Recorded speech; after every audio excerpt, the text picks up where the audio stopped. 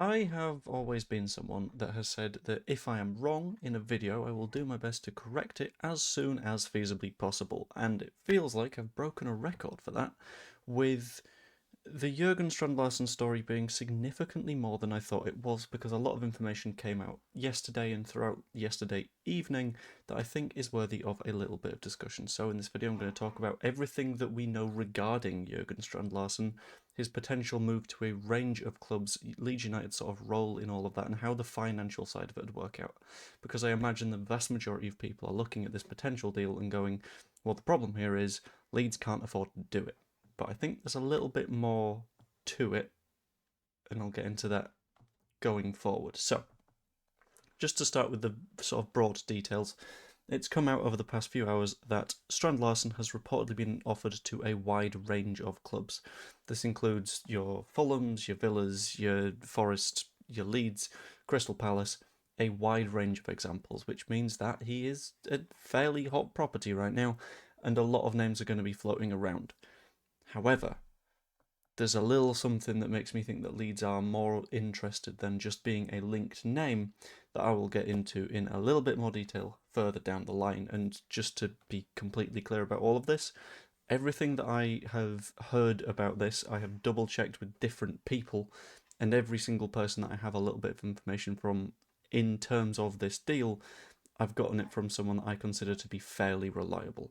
So admittedly, the entire thing is very much pinch of salt, but it's pinch of salt from people who know their salt, if that makes any sense at all. I hope it does, because if it doesn't, then I'm going to feel a little bit of a tit. The specifics of what a deal would look like. The costs of a move are estimated at around £40 million in terms of a fee. However, it's not known whether that would be a pure fee or whether that would be a X amount plus instalments. A significant reason for that being the fee is because apparently Jurgen Strand Larsen has a release clause at the end of the season in the realm of 20 to 25 million quid. Obviously, Wolves are looking at the situation and saying, well, we could get 40 now, or we could get significantly less than that when it comes to the summer window because we are almost certainly getting relegated. This is a case of financial issue mitigation from them before the financial issues have any chance to kick in, which is smart, I'll give them that. But it's very much a baby cough. It's very much a playing it safe strategy to make sure that they don't end up in deep financial trouble in the summer. And if they're able to sell Strand Larsen now for an extra 15 million quid, maybe they won't have to sell someone else, and they can stop that spiral and try and have the best possible chance of coming up next summer. Now, as we all know, that £40 million sum massively breaches the sort of estimated budget that we had remaining. Everyone was looking at Harry Wilson and saying, well, we've got 7 to 10 million quid left in the bank to do something. So this is where things get a little bit complicated. What do we do surrounding all of this? But the important thing about that is it would amortise over the length of any given contract that Strand Larsen had. For example, in the case that he had a 5-year contract at Leeds United, that amortises to 8 million quid a year, which is less bad. It's significantly more manageable in terms of from a PSR perspective. Obviously, we might have to pay the £40 million of cash now. I don't know what sort of structure this deal would take, but it would be a case of per year on the balance book, £8 million. Now, interestingly, there's a move that's currently going on involving Leeds United that sort of reaches that threshold. Jack Harrison's exit, according to Fabrizio Romano, will have an option to buy at €10 million. Now, I don't specifically remember my... 1 second.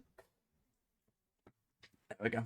I don't remember the specifics on the euro to pound exchange rate, but I imagine that falls roughly in the 8 million quid territory, if I can actually type rather than being a complete gibbon. There we go, 8.6 million, and we'd have Jack Harrison's wages off the wage bill, which means that we'd be able to cover Jurgen Strand Larsen's wages as well within that sort of PSR framework, which is a pretty nice thing to be able to do. If you add on to the fact that there are rumours of Joel Pirou exit, things get a little bit more safe and comfy as well. Add to that the potential of a Meslier exit, which is again good. Cresswell apparently looking to leave Toulouse means that we get 15% of however much they earn from that one. it all sort of heads in the direction of Leeds having the financial capability to do this. It becomes a question of, are we that interested? Is he interested in Leeds United as his option of a move? And does it get done? Which I think is a fair list of questions. I do have a little bit more information on it from various other sources and stuff. This one being from a fairly significant football journalist that was DM'd saying that interest in Dovbyk, because there's a little bit of conversation around Artem Dovbyk still happening, and Jurgen Strand Larsen stems from a restructuring in their clubs. So specifically with the Dovbyk, it's a case of his club are looking to lessen their wage bill, therefore Dovbyk getting off the books is probably a good move for them. It makes sure that they're able to be financially a little bit more sound. Strand Larsen, Wolves are aware that they are not going to be in the position to keep him next season, so the better financial position for them right now is to make sure that they get as much money as possible.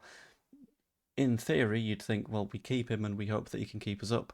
When it's almost certain that he's not going to be able to keep them up, then they've sort of got to say, well, what's the point? If we can sell for £15 million more, we will absolutely do that.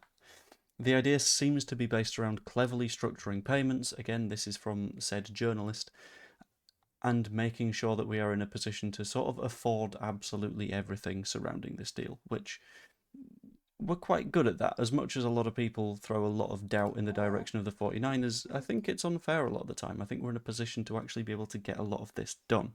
There's also a bit of a suggestion on the potential of a loan-to-buy deal, which I don't think is the worst of ideas, but there's a sort of question mark around, well, is a loan-to-buy necessarily going to work if it's a mandatory buy and then we end up going down? Oh shit. If it's an optional, then Wolves manage to put themselves in the position of, well, okay, cool, but we didn't make that money in the first place. For me, it's going to look more in the direction of a permanent, or it'll be optional with a mandatory buy clause, wherever he goes. I've also seen a little bit of word around Crystal Palace potentially looking at a move for him, with Jean-Philippe Mateta being linked with a move to Juventus. Admittedly, makes things a little bit difficult because if Mateta does go to Juventus, Palace will be very, very, very quickly looking for a replacement, and they will have an immediate injection of funds. Mateta rumoured to be about 30 million euros, I believe.